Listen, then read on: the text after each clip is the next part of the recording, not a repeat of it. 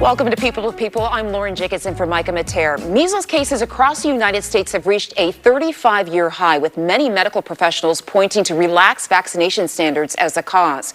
Our friend Dr. Jeffrey Sterling is here with more. Dr. Sterling, thanks so much for being here this morning. Good to be with you. So how effective is the MMR vaccine? We both had it. It's incredibly effective. That's the beauty of the conversation and the tragedy of what's going on.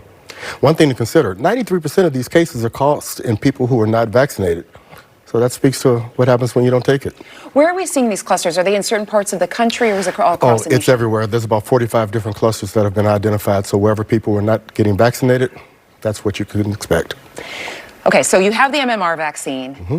Should you be worried about whether it is still effective or not? Do you think that should I explore maybe perhaps getting a booster shot? Well, I like to think of this in terms of 1, 2, 3. I want to make it simple for you. Number one, if you were born before 1957, we like to think that you probably caught it and you don't have to worry about it anymore, because once you get it, you're immune for life. Number two, if you can go through your documents and find that you have received 2 doses, then you're safe. If you can't do either one of those things, talk to your doctor and we'll figure it out together. And in terms of people that are immunocompromised or pregnant, what are the risks or unvaccinated? Yes. What are the risks in terms of being exposed to measles? You know, people always like to talk about the fact, did you die? That's not the entire story. The long and short of it is that, of course, to answer your question, people who are immune compromised, for example, or the elderly, they come with higher risk. But there are long-term considerations. You don't want to get the disease. You don't want to be exposed to long-term effects that we aren't thinking about it. Just because it's not in your face doesn't mean it's not changing your metabolism, your life expectancy, and other considerations. So it's always good to avoid disease.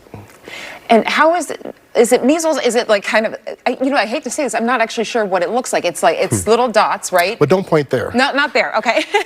Take your finger and point up, okay? Okay. So rising temperature, okay. Then point at your eyes. And think about ours. Rising temperature, red eyes, runny nose, then you have a raucous cough, and then you have these little red circles around blue spots in your tongue. So you can just do that. It's really itching up in your head, yeah. And how is it diagnosed then? Is it just a doctor saying, like, looking at all these different symptoms and saying, yes, this is measles? Well, we do testing. So you come in with those symptoms, and then we'll evaluate you, test you, and protect you, because it is highly contagious. If someone in your family contracts measles, how long should that person be, in quarantine or away from the family? Well, the point of the matter is that you really want to get them. Think about, we've talked about this for years now. 6 feet social distance is good for so many things. If you are inclined to wear a mask when someone in your family is sick, that's always a good thing. And it's pretty good anytime you have any type of illness. Don't wait for measles to be the official diagnosis before you do that.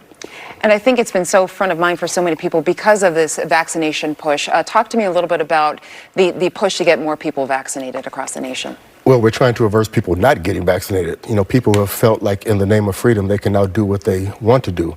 You can have your choices, but you can't avoid the consequences of those choices. And one of the things is that, when our story as a human species has been written, we'll look back on this in amazement, because really vaccinations is one of the 3 things that has dramatically improved our longevity. And for us to not take what we know to be true, that these things improve the quality and the longevity of your life, is kind of befuddling. And it's true for every age group. There's good reasons for neonates and children to get vaccinated, teens to get vaccinated, pregnant women to get vaccinated, and the elderly. So, people should do it for their own well-being and get whatever conspiracies or thoughts guide their actions out of the way, because this is something that is, science. You can have your opinions, but you can't have your own science, and that's what we're dealing with.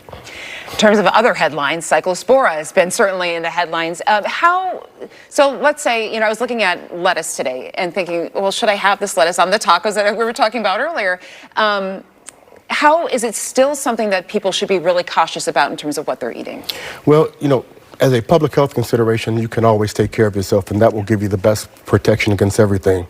I don't like to play whack-a-mole on the disease of the day. But if people engage in hand washing and things that we talk about all the time, that really helps. But in terms of this one particular outbreak that has occurred, yes, it is due to lettuce that was sourced in central Mexico. Unfortunately, there's a large cluster that came through various Taco Bells. And, my God, we're dealing with thousands of cases. There's even another 11,500 cases that are waiting to be confirmed. So, take precaution, stay healthy, avoid it for now if you aren't sure where the lettuce came from. But certainly, if you start getting runny, watery diarrhea, and you're getting nausea, vomiting, abdominal cramping and feeling fatigued, get evaluated. And we can actually take it from there and determine if you need to be tested for this. And the other important consideration is that this can actually be treated. There are antibiotics that actually work for it. So yeah, get evaluated. And if you're having it with a certain frequency and you match the description, you'll be tested and treated. So there's two parasites that can cause this wonderful cases of explosive diarrhea. And it's called crypto... Well, we just talked about Cyclospora. Cyclospora, okay, The other one that's out there right now that's really big is called Cryptosporidium.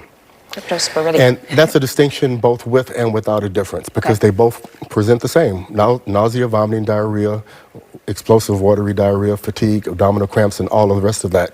The difference is that the Cryptosporidium is summertime shy. It happens in the water and it's highly resistant to chlorine. So the kids that are out in the park playing are likely to get it. And they're swallowing water and the parasite is in the water and you get it. Now that's not to make anybody fearful, but you just have to be mindful that when you get watery diarrhea these days, get evaluated and do the best you can to know where the dangers are and to protect yourself from them. An ounce of prevention is always better than a pound of cure. Absolutely, and stay out of the pool maybe too, right? You can find Dr. Sterling and his latest book is Myth versus Medicine, 45 Claims That Don't Hold Up at jeffreysterlingmd.com. Dr. Sterling, thank you so much. Pleasure being with you.